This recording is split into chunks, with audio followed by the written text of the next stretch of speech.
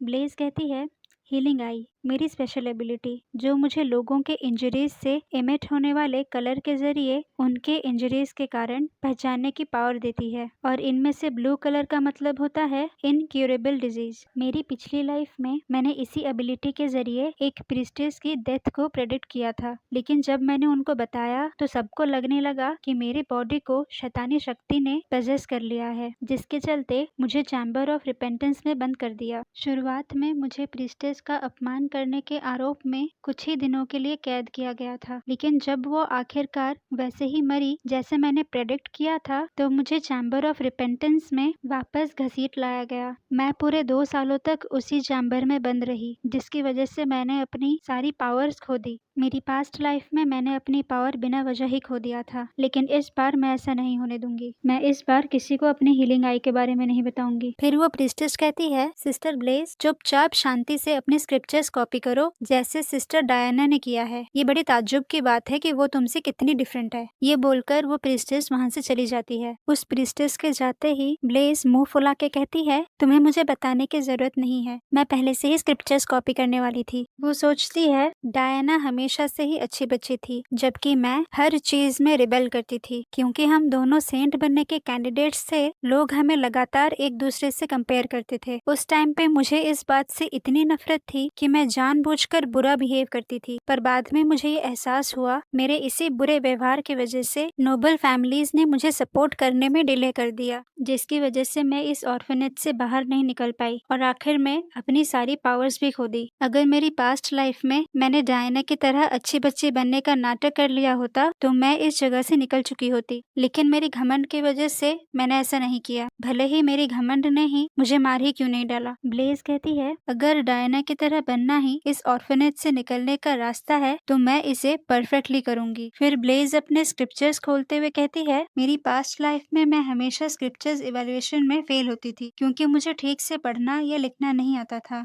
लेकिन अब जब मैं वापस आ चुकी हूँ तो स्क्रिप्चर्स कॉपी करना मेरे लिए कोई बड़ी बात नहीं है। फिर ब्लेज अपने स्क्रिप्चर्स कॉपी करना शुरू करती है, लेकिन वो देखती है कि वो ठीक से लिख ही नहीं पा रही है। ब्लेज पैनिक होते हुए कहती है, लगता है मैं अभी अभी पिछले जन्म से वापस आई हूँ, शायद इसलिए ठीक से लिख नहीं पा रही हूँ। स्टे काम ब्लेज, फिर से लिखते हैं। ओह माय गॉड, ये तो फिर से वैसा हो रहा है। फिर ब्लेज सोचते हुए कहती है, क्या ऐसा हो सकता है कि मेरी पास्ट लाइफ की माइंड और इस बच्चे की बॉडी अच्छे से सिंक नहीं हुई है, जिसकी वजह से मैं लिख नहीं पा रही हूँ। फिर ब्लेज अपने पिछले लाइफ को याद करते हुए कहती है, मेरी पिछली लाइफ में तो मुझे पढ़ना और लिखना दोनों ही ड्यूक की फैमिली ने सिखाया था। फिर हम एक फ्लैशबैक देखते हैं जब ब्लेज ड्यूक की फैमिली में होती है और वो लिखना सीख रही होती है। ब्लेज गुस्से में अपना पेन फेंकते हुए कहती है, चाहे मैं कितनी भी बार कोशिश कर लूँ, मैं लिख ही नहीं पा रही हूँ, मुझे नहीं लगता मुझसे हो पाएगा। वहीं एडविन पेन उठाते हुए कहता है, तुम पहले से तो अच्छा कर रही हो, कोशिश करती रहो, तुमसे हो जाएगा। तभी कमरे में ड्यूक आ जाते हैं और ड्यूक के आते ही ब्लेज अपनी कॉपी छुपाने लगती है ताकि वो उसकी हैंडराइटिंग ना देख सके। वहीं एडविन कहता है, तुम ड्यूक को नहीं तो एटलीस्ट मुझे तो अपनी कॉपी दिखाओ, जिसपे ब्लेज कहती है, बिल्कुल नहीं, मैं तुम्हें तभी दिखाऊंगी जब मैं अच्छे से लिखने लगूंगी।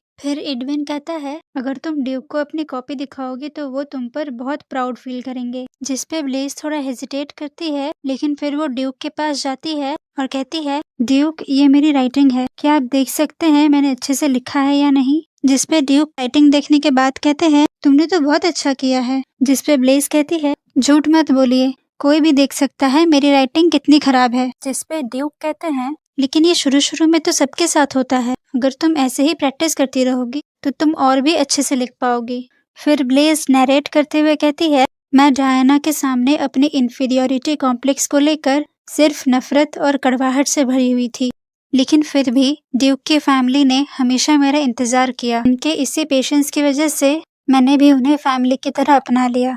फिर ब्लेज इमोशनल होते हुए कहती है, मैं उनसे दोबारा मिलना चाहती हूँ, मैं अपनी सारी सेल्फिशनेस और गलतियों की माफी मांगना चाहती हूँ और वही लव और काइंडनेस लौटाना चाहती हूँ जो उन्होंने मुझे दी थी। फिर हम एक वीक बाद का सीन देखते हैं जहाँ टेम्पल की प्रीस्टेस गॉसिप करते हुए कहती है, क्या तुमने सुना, सिस्टर ब्लेज पूरी तरह से बदल चुकी है। वो टाइम पे खाना खाती है, होमवर्क भी कंप्लीट करती है और किसी से लड़ाई भी नहीं कर रही है। वहीं ब्लेज कहती है, अब जब मैंने सही तरीके से जीने का फैसला कर लिया है, मैंने खुद को इतना बदल दिया है कि लोग मुझे नोटिस करने लगे हैं। फिर एक प्रीस्टेस हैरानी से कहती है, सिस्टर ब्लेज ने सच में अपना सारा खाना खा लिया? ये तो चौंकाने वाली बात है। वहीं ब्लेज मुस्कुराते हुए कहती है, अरे ये तो कुछ भी नहीं था। और मन ही मन सोचती है, भले ही इसका स्वाद कितना ही खराब हो। वहीं एक लड़का कहता है, ध्यान से देखो, ब्लेज ने जरूर कुछ खाना चोरी छिपे फेंक दिया होगा। वहीं ब्लेज गुस्से से सोचती है, यहाँ मैं सही तरह से जीने की कोशिश कर रही हूँ, लेकिन ये लोग हैं कि मुझे जीने ही नहीं दे रहे हैं।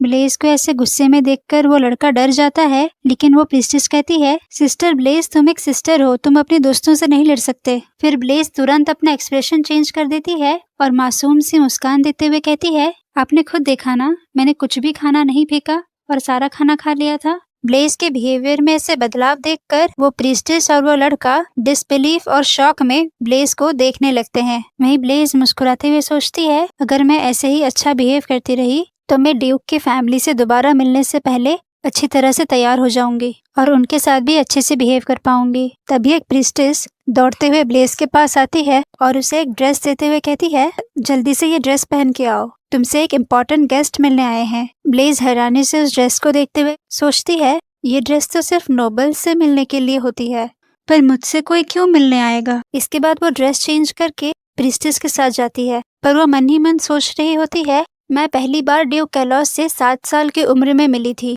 जब मैंने अपनी हीलिंग आई खो दी थी। फिर 8 साल की उम्र में मैंने टेम्पल छोड़ा था और ड्यूक फैमिली के पास चली गई थी, लेकिन अब तो मैं सिर्फ 5 साल की हूँ, तो मुझसे कोई क्यों मिलने आएगा। चाहे लास्ट वीक से मैंने अपनी बिहेवियर कितनी भी चेंज कर ली हो, ये सब इतनी जल्दी तो नहीं होना चाहिए। फिर वो प्रीस्टेस एक दरवाजे को नॉक करती है और जैसे ही दरवाजा खुलता है, सामने आते हैं ड्यूक कैलोस और एडविन, जिन्हें देखकर ब्लेज एकदम इमोशनल हो जाती है और सोचती है, जब से मैं टाइम में वापस आई हूँ, ऐसा एक भी दिन नहीं गया है जिस दिन मैंने इन्हें याद न किया हो, मेरे सेवियर्स, जिन्हें मैंने पिछली जिंदगी में मौत के मुंह में धकेल दिया था।